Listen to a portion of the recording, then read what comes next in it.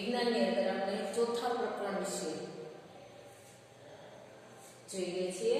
હવે આ પ્રકરણની અંદર છેલ્લો ટોપિક આપણે બાકી છે.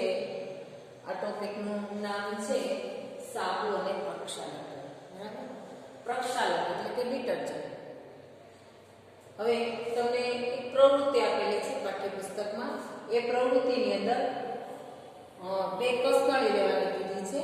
આ બંને કસનળી ને આપણે નામ આપીએ એ અને બીજી કસનળીને બી. પહેલી કસનળીમાં અને બીજી કસનળીમાં બંને કસનળીમાં 10 ml પાણી ઉમેરવાનું છે. બેમાં 10 ml. બંનેમાં એક ટીપું તેલ ઉમેરવાનું. ત્યાર પછી બી કસનળીમાં થોડાક સાબુના દ્રાવણના ટીપા નાખવાના છે. તેલ છે, પાણી છે અને સાબુ. માત્ર પાણી અને તેલ. બરાબર, એક કસનળીમાં બંનેને એક સરખા સમય સુધી હલાવો અને સ્થિર થવા દો. તો શું જોવા મળશે કે એક કસનળી છે એમાં પાણીની ઉપરના ભાગે તેલ તમને જોવા મળશે, જ્યારે બી કસનળીની અંદર દ્રાવણ છે ધૂંધળું થઈ ગયેલું જોવા મળશે, એમાં તેલ તમને જોવા મળશે નહીં. તો આ અસર શાની છે? તો સાબુની અસર છે. તો આપણે સાબુ એ શું છે એની વ્યાખ્યા પહેલા જોઈએ. તો સાબુ એ લાંબી હાઇડ્રોકાર્બન શૃંખલા ધરાવતા કાર્બોક્સિલિક એસિડના સોડિયમ અથવા પોટેશિયમ ક્ષાર છે. સાબુની વ્યાખ્યા છે. સાબુના અણુ લાંબી શૃંખલા છે. લાંબી શૃંખલા કઈ? હાઇડ્રોકાર્બન. આ લાંબી શૃંખલા છે, હાઇડ્રોકાર્બન શૃંખલા ધરાવતા કાર્બોક્સિલિક એસિડના, આ કાર્બોક્સિલિક એસિડનો સોડિયમ ક્ષાર છે. CO- અને એને પ્લસ સોડિયમ અથવા પોટેશિયમ ક્ષાર છે. બરાબર, અથવા પોટેશિયમ ક્ષાર એટલે કે અહીંયા એને પ્લસ છે એની જગ્યાએ કે પ્લસ. એટલે સાબુની વ્યાખ્યા બરાબર યાદ રાખજો કે સાબુ એ શું છે. ફરીને સાબુના અણુ એ લાંબી હાઇડ્રોકાર્બન શૃંખલા ધરાવતા કાર્બોક્સિલિક એસિડના સોડિયમ અથવા પોટેશિયમ ક્ષાર છે. હવે એ સાબુનું બંધારણ આપ્યું છે તમને. અહીંયા જે આખી ચૂકી લાઈન બતાવી છે હાઇડ્રોકાર્બન શૃંખલા છે. હાઇડ્રોકાર્બન શૃંખલા. હાઇડ્રોકાર્બન શૃંખલાને અધ્રુવીય ભાગ પણ કહેવાય. આને મેલ પ્રત્યે આકર્ષણ છે એટલે એને જળ વિરાગી પણ કહેવાય. બરાબર, પાણી પ્રત્યે આકર્ષણ નથી, પણ કોના પ્રત્યે આકર્ષણ છે? મેલ પ્રત્યે. અને આ બીજો ભાગ જે છે એ COO- Na+, આ ક્રિયાશીલ સમૂહ છે જેને ધ્રુવીય ભાગ કહેવાય.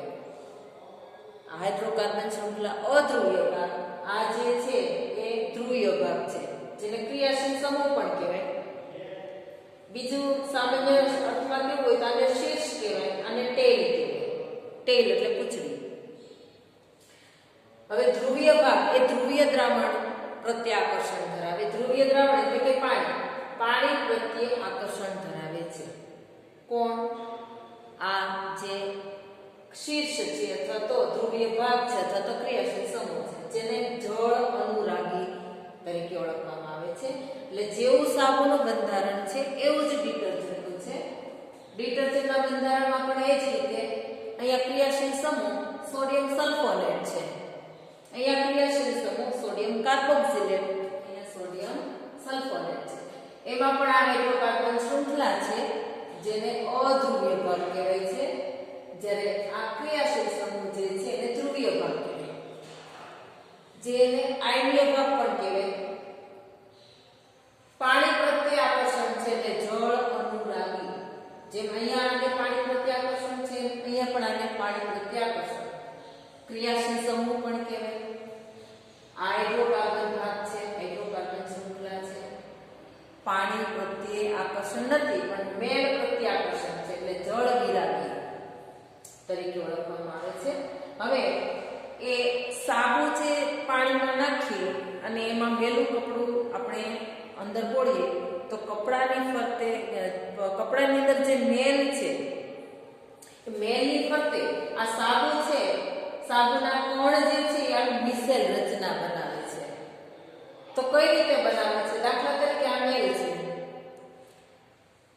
મેલ વાળું કપડું આપણે સાબુના દ્રાવણમાં બોળીએ છીએ તો કપડાની અંદર આ મેલ છે. બરાબર, હવે સાબુના જે આ જે ભાગ જે છે હાઇડ્રોકાર્બન ભાગ અને ક્રિયાશીલ સમૂહ, આ હાઇડ્રોકાર્બન ભાગ છે, આ ક્રિયાશીલ સમૂહ છે, બરાબર. મેલની પ્રત્યે આ રીતે આખી ગોઠવાઈ ગઈ છે, બરાબર.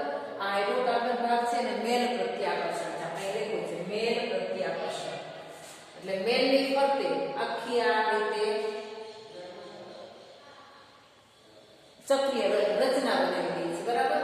અને જ્યાં ક્રિયાશીલ ભાગ જે છે સાબુ અથવા ડિટર્જન્ટ, આ જે છે ધ્રુવીય ભાગ ક્રિયાશીલ સમૂહ જેને શીર્ષ પણ કહેવાય, એ પાણીમાં જ રહે છે, એટલે કે એને પાણી પ્રત્યે આકર્ષણ છે, બરાબર.